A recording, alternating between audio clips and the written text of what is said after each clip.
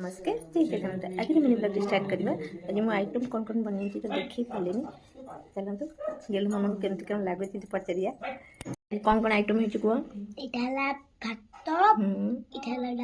डालमा पापड़ chips Kheri खट्टा कड़ी खट्टा एटा पनीर आउ मशरूम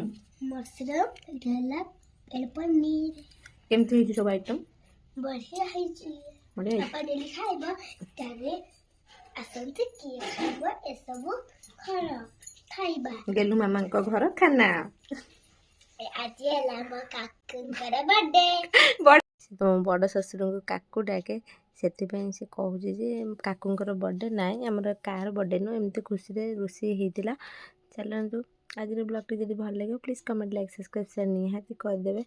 आठी से बहुत सारा खुशी होउची कारण ता बाबा नथिले 7 दिन हेलानी तो बाबा आज आसीबे बोली से केते खुशी माने घर से पूरा उठौची पकाउची तो बाबा को गोटे दिन न देखिले माने ता मुंड पूरा खराब हो जाउची।